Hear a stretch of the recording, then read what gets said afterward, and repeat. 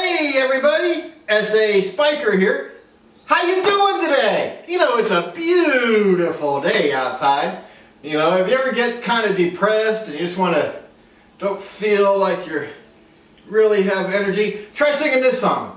A zippity-doo-dah, zippity-yay, my oh my, what a wonderful day. Now, you know, you just sing that for a little while and you'll feel a lot better. Now, what I wanted to talk to you about today is how I go about shooting long exposure, high dynamic range photographs. And this is done, I kind of combine these two techniques together. I'm sure I'm not the only one that's ever done it. I'm sure everybody else has done it too, but I kind of just came up with my own way of doing it by trial and error. So I just wanted to talk to you, just to explain what I'm doing. Now, I've done some videos out in the field where I'm trying to take these photographs with the GoPro on and whatnot, and I just can never really explain what I'm doing. I don't really have time when I'm trying to take the pictures, and I've tried to do it, it never seems to work out. So I just want to go over this real quick and let you know what I do to get these types of photographs. Now, I get kind of sidetracked sometimes, going off on tangents, talking about how sometimes things are a little bit different. I'm going to try to avoid that and just concentrate on my main way of doing these shots, which is I have a goal. My goal, here, I'm ready to start counting. My goal in mind here is to get 1, 2, 3 shots of the same photograph. And these shots are going to be at different exposures. And then when I get done with those, take them back and put them on the computer and merge them together into my final photograph. Now, my goal on getting the photographs I want is to get a 30-second exposure, an 8-second exposure, and a 2-minute and 8-second exposure. This might sound kind of weird, but and you know, like I said, I go off on these tangents. That can vary as well. Sometimes I might do a 15-second exposure, a 4-second exposure, and a 1-minute and 4-second exposure. But like I said, I just want to concentrate on my base 30-second exposure. Now, there's basically 3 things that I need to do these types of shots. One is my DSLR camera. 2 is this thing here. That's a 10-stop neutral density filter. You really need something that dark to get the effects that I'm going for.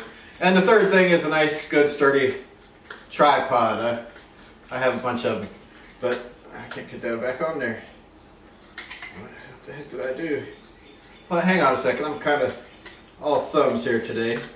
Oh, what a beautiful morning! There we go. And I said I just start singing and everything falls into place. Went right back on there. I'm a great singer too. That's good. Sometimes I better stop because I don't want record companies and Rock and Roll Hall of Fame, everybody coming trying to get me to sing for them. So let me move on. Before I go into more details about this, I guess I should say that, you know, these shots aren't applicable in all situations. As you can tell, I usually do this when I'm getting sunsets, and I like to be going across a body of water or to have some good cloud movement that I can capture with that long exposure. But I'm not going to go into all those details right now. So anyways, check out my new shirt. Look at that. Look at that! You can't find a shirt like that just anywhere. I got this here down at Walmart. It's only $3. You know, practically giving it away. $3. And plus, I got this hat. It's only $3. I don't know. I think it's usually like $10 or something. But anyways, I'm doing good on that aspect. So let me start by talking about long exposure. When I say long exposure, yeah, I mean this can refer to anything up to, you know, if you go 1 or 2 seconds, that can be considered long exposure. It's just longer than what you normally might take. But when I talk about it, I'm usually talking a little bit longer. One thing about the Canon cameras that I use, and I think most cameras, they have a maximum shutter speed of 30 seconds. If you want to go any longer than 30 seconds, you have to do something a little bit different. Well, let me just show you. Okay, so here's a Canon camera, and you see our shutter speed right now is at 1/10 of a second. If we start increasing that shutter speed, you go up 1 second, keep on going, 10 seconds, 20 seconds, 25, 30. But then the 30 is the maximum it'll go, and then it says bulb. So I guess we need to go buy a light bulb. What does that really mean? I don't know. Now really what bulb mode means is you can get exposures longer than 30 seconds. And this is normally only done with if you're using a real dark filter like I use, or maybe, you know, for some nighttime exposures. Shut up over there, I'm trying to record a video! Jeez! Where was I? Normally, the bulb mode is used if you're using a real dark filter like I do, or maybe sometimes for nighttime exposures if you want to really overexpose your film, overexpose your shot. And the way this works is you would hold down the shutter. This is usually done with a remote shutter, so you're not moving the camera around and disturbing it. You want this camera to be perfectly still while you're doing these shots. So you can plug in a remote shutter and hold down that button, and the camera will click off the time that shutter's open, and it'll go as long as you hold down the button. I'm going to show you an example. Wait a second. Shut that off. Alright, we're in bulb mode. Now if I hold down that shutter, you see the timer just starts clicking down there. And that'll go until I release the shutter. I'm going to go ahead and stop it here at 10 seconds.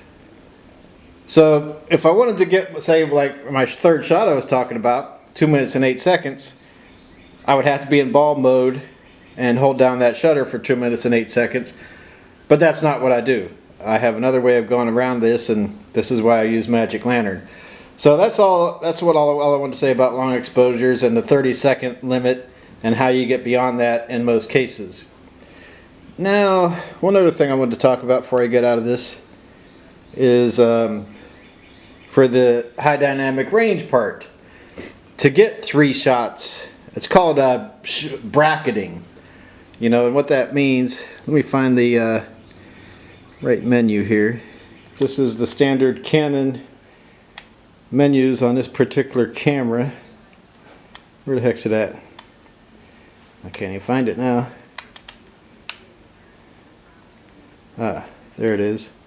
It has this setting here, which lets you do bracketed photos, which is what you want when you do HDR photos. And you can see here, I'm going 2 stops on either side of that middle light setting, which is where I want to be to shoot HDR photos. And this setting will work fine if you're doing something without long exposures. You want to do HDR photos. The bracketing is another term that means basically you're taking 3 photos. One in your middle light setting, one underexposed, one overexposed, so they can be merged together later in a computer program to create an HDR image. The problem that I have using this setting when I want to do HDR pictures is it still will not go longer than 30 seconds. If I set this thing with that bracketing to do a 30-second exposure, it's going to take the first picture at 30 seconds, the second picture at 8 seconds like I want. The third picture, it's not going to be able to count up to 2 minutes and 8 seconds. It's going to count up and give me another 30-second exposure, which isn't going to work. That's the same as my first exposure.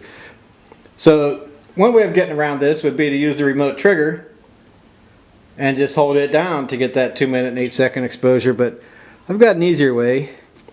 I don't use the Canon menus. This is where What I use is Magic Lantern. I don't know why it went straight to this shot. But anyways, Magic Lantern has all these menus, more settings than I could ever figure out what to do with. Look at all that stuff.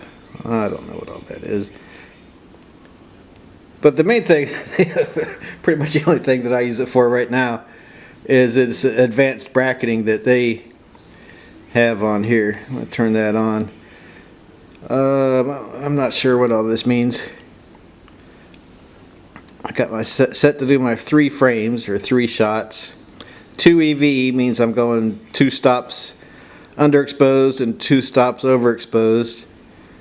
I'm shooting my normal shot, my underexposed shot, my overexposed shot, and I have a 2-second delay, which means after I push the shutter, it's going to count down 2 seconds and then start taking a picture to give me a chance to click the shutter and then get away from the camera so there's no movement going on as it's shooting its shots. Now what this does with the Magic Lantern, using their bracketing, when it comes to that 3rd shot, it automatically switches the camera into bulb mode and does its countdown up to 2 minutes and 8 seconds. So you don't have to touch anything. You take your first shot and it does everything. It goes for 30 seconds, it goes for 8 seconds, then it goes for 2 minutes and 8 seconds. So that's why I use Magic Lantern. And the last thing I want to talk about here is how I set up my shot. As you can see, there's my time of my exposure right there. Like I said, I want to set that up to start with at 30 seconds. So I set that at 30 seconds. I usually keep my ISO at 200 or at 100. Unless it starts getting too dark, I might go up to 200. And right now my aperture is at 8.0, and f-stop at 8.0. And you can see when I do a half a shutter press, my light meter comes up. Right now I'm a little bit on the dark side. I want to get that right in the middle. And if I'm doing sunsets or whatever the picture is, it depends on where this box is too. If I'm right on the sun, it's gonna show real bright. If I'm down in a dark area, it's going to show a little bit darker. So you just have to keep that in mind. Right now my battery's going dead. Let's see if I can do this real quick. What I do to get my shot set at 30 seconds is adjust my aperture. You see I'm bringing that down, and at 5.0, which is usually a little bit different than when I get out in the field, my light meter's right in the middle, and that's where I would take my shot. Oh, holy crap! I am bored to death after that. I don't know if anybody understood what the heck I was talking about, but I just got to stop it there. I can't go on any further with that boringness. But shut up over there! Oh my! I'm just gonna stop there. But all right, let me recap. What the heck was I saying? Let me recap real quick.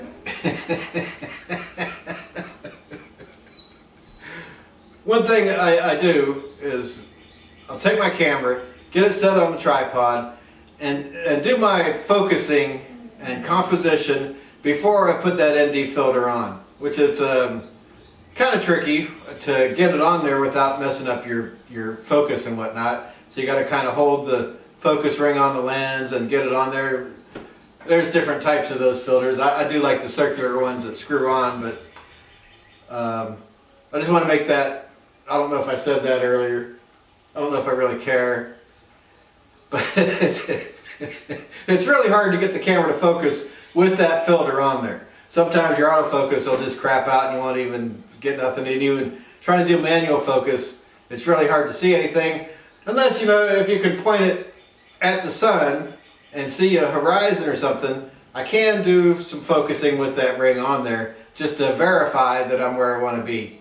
But in general, get my composition of where I want the shot to be on the tripod, get my focus where I want it to be, get the filter on there without messing up the focus and all that, and then use my magic, well then do a half shutter press to see where my light meter's at, put my thing on 30 seconds, 100 ISO, adjust my aperture to get the light meter in the middle, push the shutter button, and then wait for 3 minutes while it does its thing. Another reason why I like to have more than one camera out there is once I push that shutter button, I got 3 minutes. 3 minutes before I can touch it again. So this is when I'll pick up my second camera and do some things with it, different exposures, different types of things. But I gotta cut this short. I don't know why I'm rambling on so long. This is good. Oh, what a beautiful morning. I feel better now. Zippity-doo-dah! Zippity-yay! My, oh my, what a wonderful day. All right, I gotta stop. Oh my. I can't really put this on the stupid YouTube thing. Jeez, this is ridiculous. Ah, man. Holy crap. Quit that whining! Alright, here we go. 1, 2, 3. Oh, holy crap. I shot that whole video and forgot to turn down the stinking bird sound. Sorry about that. Oh, what a beautiful morning. All right, that's not even cheering me up anymore. All right, we'll see you.